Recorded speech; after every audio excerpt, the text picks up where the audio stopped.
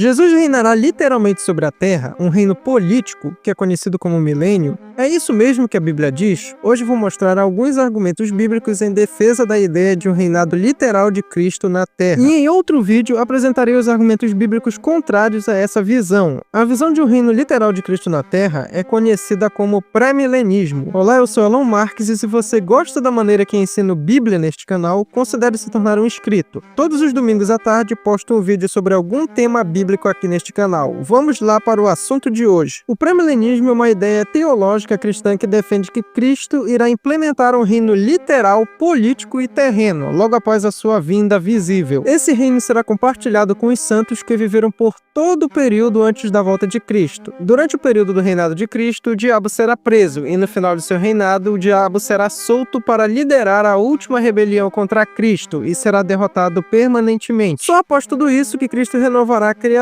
e implementará o estado eterno. Basicamente, esse é o resumo do pré-milenismo. Para iniciar a defesa desta posição, temos que ir para o capítulo 20 do livro de Apocalipse, especificamente para os seus primeiros 6 versículos. Esse texto está após a vinda visível de Cristo à Terra, que vemos no capítulo 19. Cristo derrota a besta e o falso profeta, e no capítulo 20 o texto descreve um anjo que prende Satanás por 1000 anos, e por isso ele fica impedido de enganar as nações. O texto também descreve a primeira ressurreição, e fala que aqueles que participaram da primeira ressurreição são bem-aventurados, e esses santos têm parte no reino milenar de Cristo. Em contraste, os mortos que não participaram da primeira ressurreição participarão da segunda morte. O texto parece favorecer uma leitura sequencial, ou seja, Cristo volta em poder e glória, prende o diabo por 1000 anos, ressuscita os santos na primeira ressurreição, reina sobre a terra com eles por 1000 anos, depois dos 1000 anos Satanás é liberto e comanda a última rebelião, é derrotado, acontece a segunda ressurreição e o julgamento daqueles que se rebelaram contra Deus. Essa é a sequência clara do texto. Além disso, o texto fala claramente de 2 ressurreições, separadas por um período de 1000 anos, que é o reinado de Cristo. Além disso, o texto mais facilmente fala de 2 ressurreições literais, já que a palavra grega usada para ambas as ressurreições é a mesma, o que torna muito difícil que uma mesma palavra em um mesmo texto falando sobre o mesmo assunto possa ter significados diferentes. Então, dificilmente uma ressurreição tem uma natureza diferente da outra. Como segundo argumento para a defesa de um milênio literal e político de Cristo na Terra, quero destacar o pano de fundo do Antigo Testamento. Muitos profetas e salmistas profetizaram que um dia o povo de Israel seria restaurado em sua terra. Não apenas restaurado, mas seria a maior e mais importante nação do mundo, sob o domínio de um rei da linhagem de Davi. O rei Davi é o mais famoso rei da história bíblica de Israel, e isso o tornou importante na esperança escatológica dos judeus.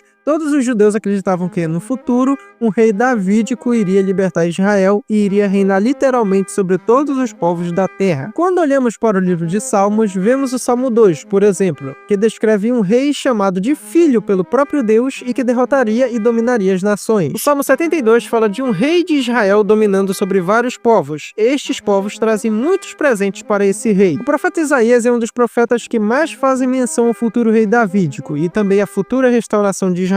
Descrições de paz universal, restauração da criação e um governo messiânico futuro. Tudo isso acontecerá e terá Jerusalém como centro principal. O profeta Ezequiel fala da restauração de Jerusalém e do templo, como também de Israel na visão do vale de ossos secos, como também do reinado messiânico a partir de Jerusalém e tendo Israel como centro. Zacarias 14 fala que no dia do Senhor, Jerusalém será atacada pelos seus inimigos, porém uma intervenção milagrosa de Deus salvará a cidade e o reino de Deus surgirá na terra dominando todas as nações. Muitos textos das Escrituras, principalmente nos profetas e nos salmos, falam desse reino, em que o Messias, representante de Deus, reinaria na terra. Os textos falam de um reino político. Parece muito razoável pensar que todas essas profecias vão se cumprir no reino milenar de Cristo, aquele descrito em Apocalipse 20. Há muitas promessas no Antigo Testamento referente ao povo de Israel que aparentemente ainda não tiveram cumprimento. Esse cumprimento será no reino milenar quando Cristo retornar à terra para reinar. Podemos apontar para outros textos do Novo Testamento que indicam, mesmo implicitamente, que haverá um reino literal de Cristo na terra. No Novo Testamento, ao contrário do Antigo Testamento, a menção de um reino literal, político e terreno de Cristo é muito escassa. Porém, há alguns textos que mesmo implicitamente podem estar falando ou fazendo referência a este reino. Para isso, vamos para Atos dos Apóstolos. Após Jesus ter ressuscitado e estando com os seus discípulos, falou que em poucos dias eles receberiam o Espírito Santo. Foi aí que eles perguntaram se era naquele tempo que Jesus restauraria o reino a Israel, se referindo à restauração de Israel e do reino messiânico que vimos anteriormente no Antigo Testamento. Jesus responde da seguinte maneira: não vos compete conhecer tempos ou épocas que o Pai reservou pela sua exclusiva autoridade. Ou seja, os discípulos tinham em mente a esperança de um reino messiânico, político e terreno.